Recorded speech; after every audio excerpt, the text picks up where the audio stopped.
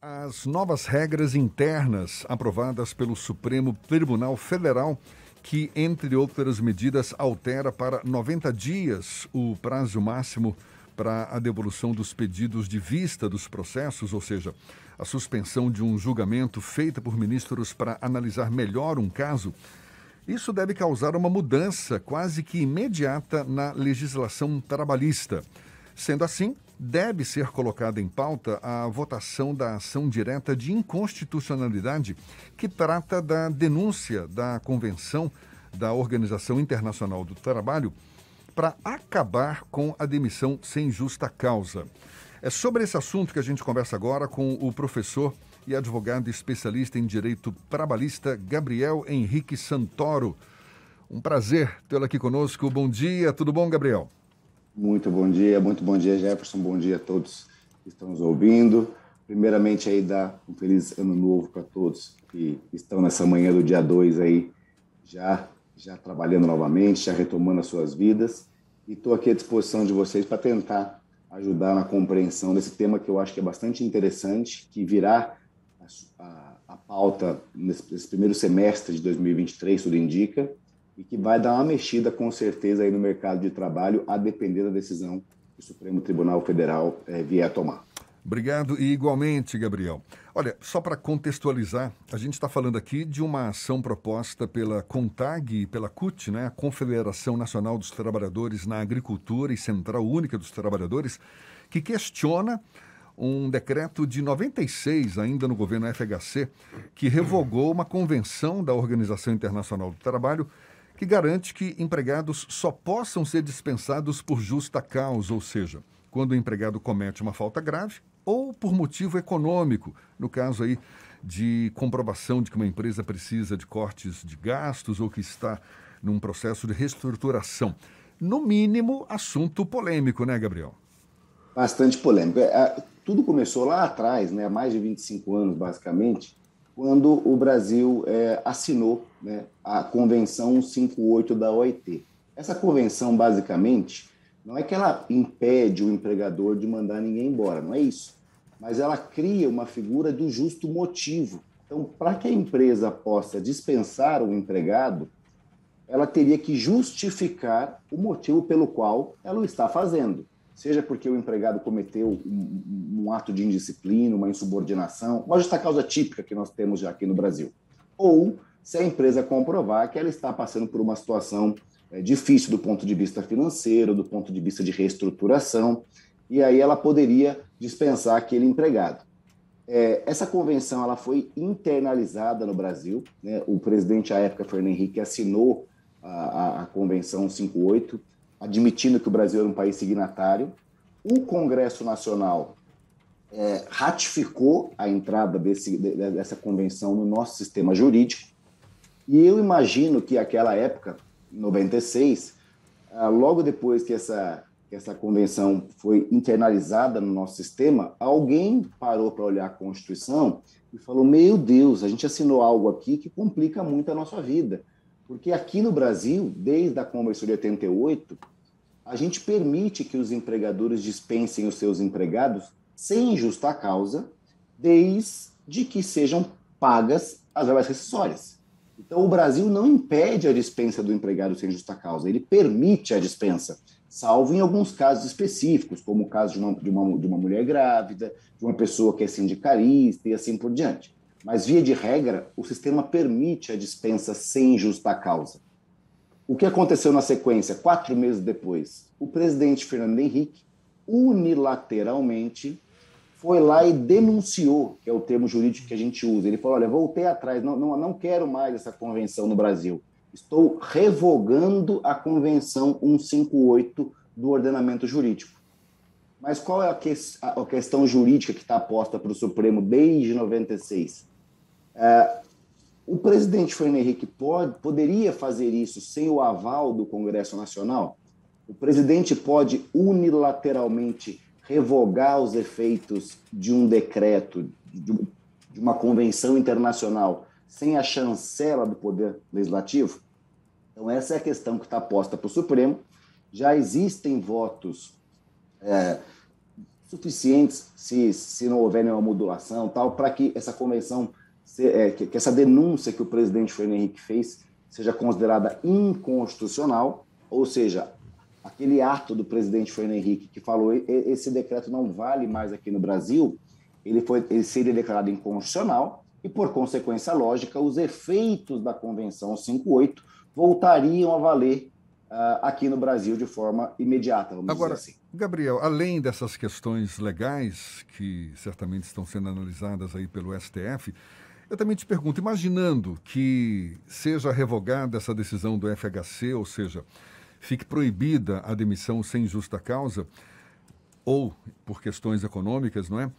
O que isso poderia, por exemplo, acarretar na relação trabalhista? Isso a gente poderia imaginar um engessamento nas relações de trabalho, até ao ponto de afugentar novos investimentos no Brasil?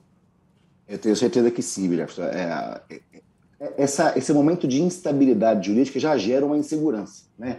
Já aquelas pessoas que estavam pensando em investir no país no começo do ano, ou aquela empresa que estava pensando em expandir a sua atuação, só pela essa incerteza jurídica que esse julgamento gera, já tem um pé atrás.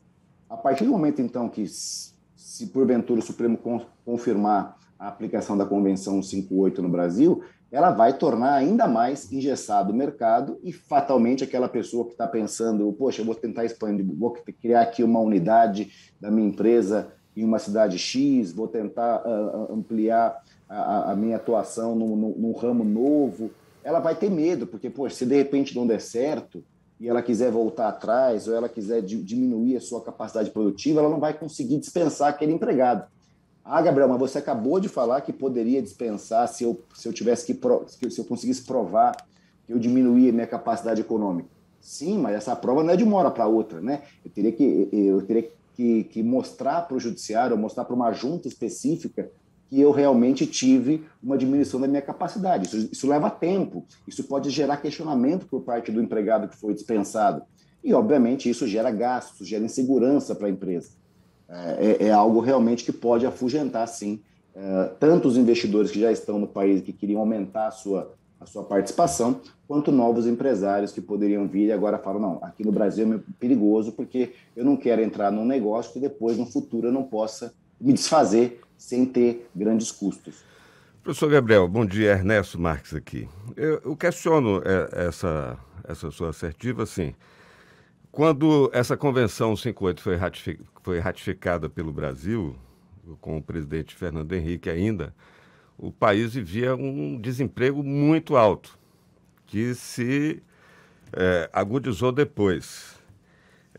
Depois veio a chamada década de ouro, primeiro período do presidente Lula no governo, e a gente chegou ao governo da presidenta Dilma com uma situação de pleno emprego, com menos de 5% de taxa de desemprego.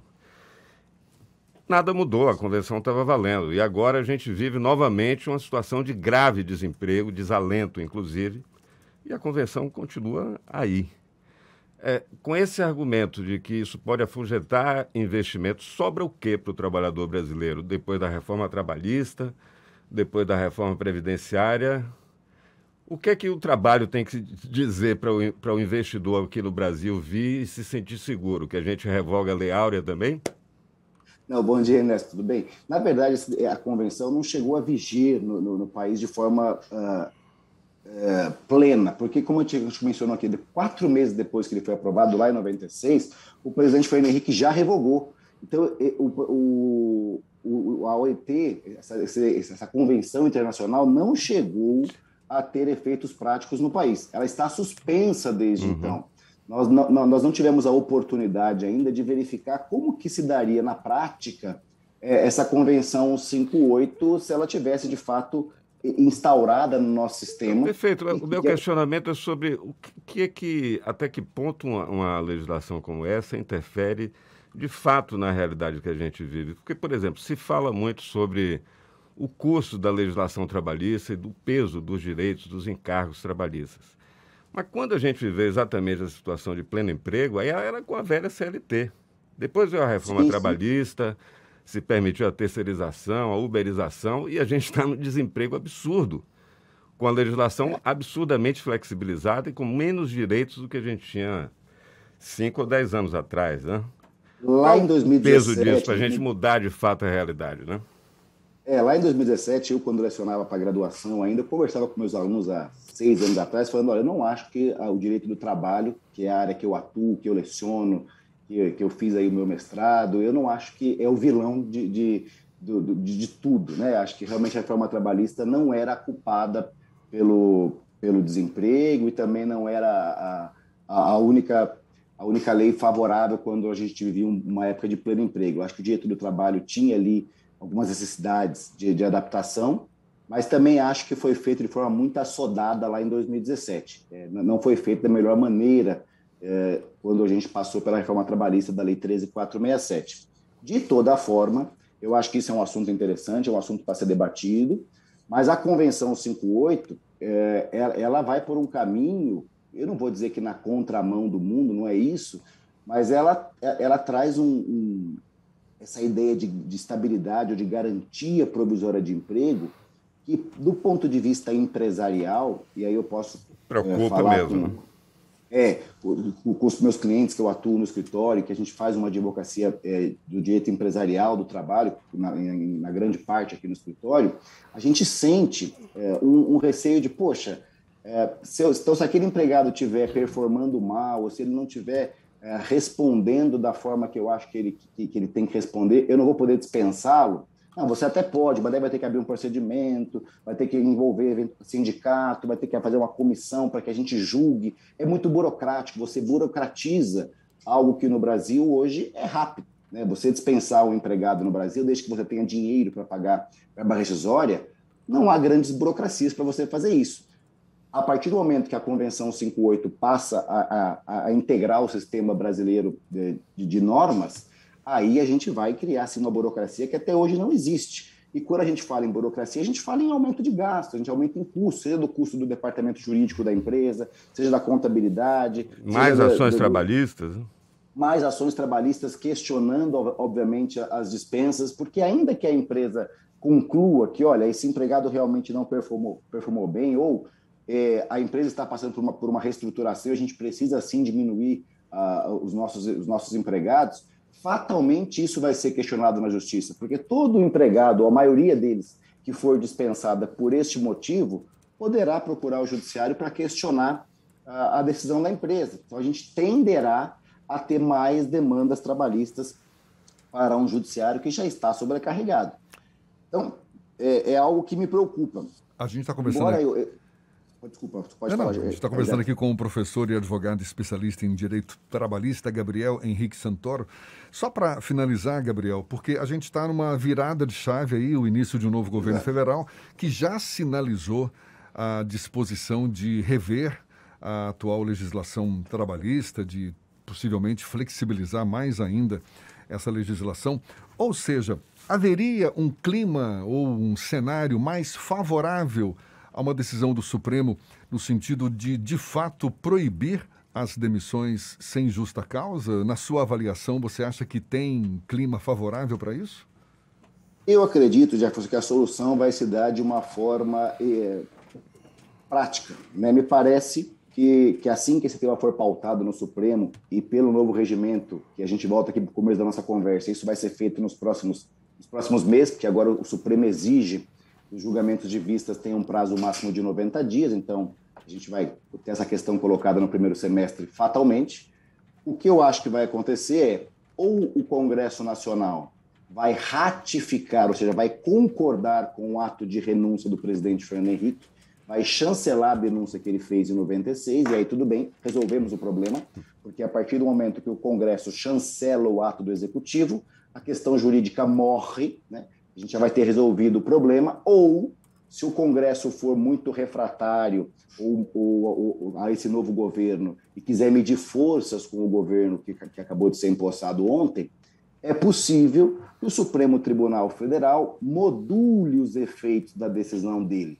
Então, o Supremo pode chegar no julgamento dele e falar, olha, o ato de denúncia do Poder Executivo só passa a valer com a chancela do Legislativo. Porém, para este caso específico não se aplica. É daqui para diante. Seria engraçado ver liberais fazendo esse voto no Congresso. Vai ser uma situação... a gente tem uma solução jurídica, que é o Supremo resolvendo, ou uma solução política, que é o Congresso entrando na jogada, e aí o Congresso falando, olha, vamos ratificar ou não, né, a denúncia do presidente Fernando Henrique Cardoso. Mas o fato é, para a gente até encerrar aqui, para não atrapalhar mais vocês aí com esse assunto, o fato é, a demanda está posta e agora não tem mais como pedido de vista de ministro do Supremo Tribunal Federal arrastar algo que já está há 25 anos para ser julgado. Né? Para o bem ou para o mal, na minha visão, me parece que o que a gente não pode no país é continuar arrastando questões tão importantes por um período que foge do razoável. Né? 25 anos para decidir essa questão, parece que já está um pouco aí ultrapassado o tempo da razoabilidade de um julgamento. A demanda está posta e vai demandar certamente uma boa discussão aí para esse primeiro semestre, conforme foi colocado aí, não é? O Supremo vai ter que, mais cedo ou mais tarde... Eu chamo isso de abuso de autoridade. Analisar essa questão. Mim, vista desse jeito, é abuso de autoridade. Tá vendo aí? Já começou a polêmica aqui, ó. Tá vendo? Professor... Em sentido figurado, evidente, né? Professor e advogado em Direito Trabalhista, especialista em Direito Trabalhista, Gabriel Henrique Santoro, muito obrigado pela sua disponibilidade. A gente reitera um feliz ano novo também e seja sempre bem-vindo aqui conosco, tá bom? Bom dia, até uma próxima, então. Bom dia, eu que agradeço. Tenha um bom 2023. Estou à disposição para futuras pautas. Muito obrigado. Um abraço. Agora são 7h49 na Tarde FM.